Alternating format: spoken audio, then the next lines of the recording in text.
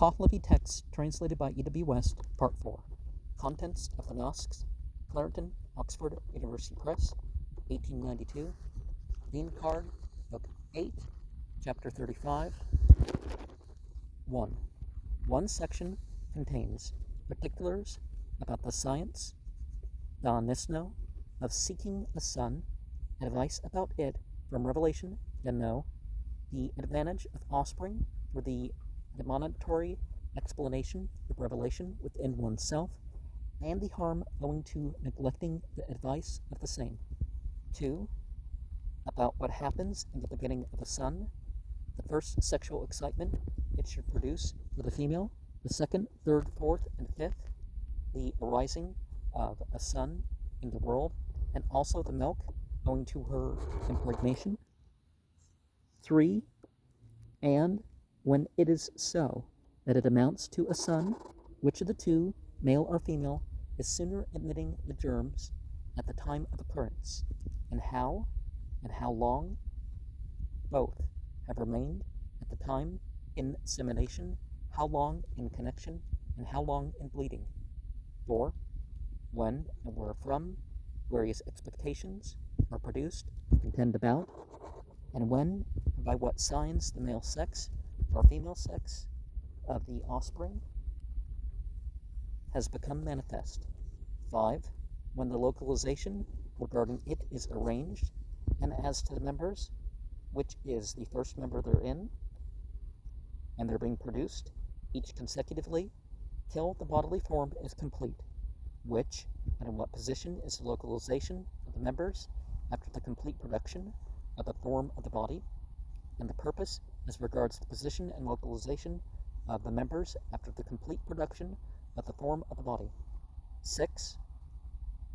The effect upon the offspring which is furnished with subjection to the male, so far as the complete effecting of it is within the limit for its authorization, the time, the dana anag of the offspring of the female, the period of its turning downwards for birth, and the occurrence of birth at the same time. 7.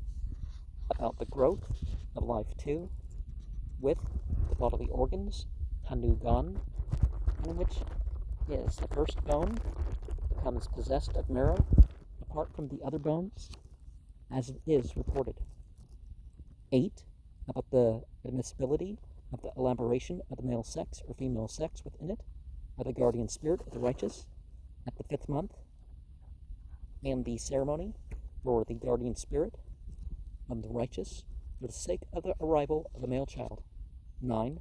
About the act of childbirth by a pregnant woman before the recourse to midwifery, ni, excepting that relating to the navel string of the child, also its first and second food, and when the midwifery is that of her mother, what is the kind of milk, and the care of the child at the time, its bandaging, sleeping, nourishment, and protection, and the sin owing to acting unlawfully in such matters.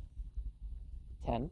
About how many months is the bearing of the offspring in the womb of the camel, horse, donkey, cow, and woman, and whatever is on the same subject. 11. About the spiritual perception of a newborn child, and its coming into the boundaries of the worldly comprehension on the same subjects. 12. About the habits through which multitudes of mankind attain to acme of beautiful form, that of desire for women, that of swiftness, which is owing to the strength of the leg, and that of powerfulness, which is owing to the vigor of the body, that of desire for wealth, that of speaking in an assembly, and that of speaking at a distance, that through which any one uncontrolled comes to a downfall, that through which there is more knowledge of obedience, and that through which a counteraction of the affliction of the race arises. 13. About the vicious desire of the performer and permitter of unnatural intercourse, also their violent lustfulness, heinous practice, and corrupt, polluted bodies, blighted in destiny, great through their destruction of life, in the things which they see, and every greatness inevitably provides them a merited death, as great in sinfulness as Azi Dahak, and oppression, as the serpent Srobar in witchcraft, as Turi Bradro Resh, the corrupt, in destroying the righteous, and as a deceiving apostate in falsehood. 14. About the grievous sinfulness of a woman just delivered in giving milk, whose progeny is the offspring from intercourse with diverse males. And what is on the same subject? 15. About the increasing vigor of the female from the mounting of the male, and the diminished vigor of the male from mounting onto the female. Now, it's important to mythologize with what's presumed to be the known facts, right?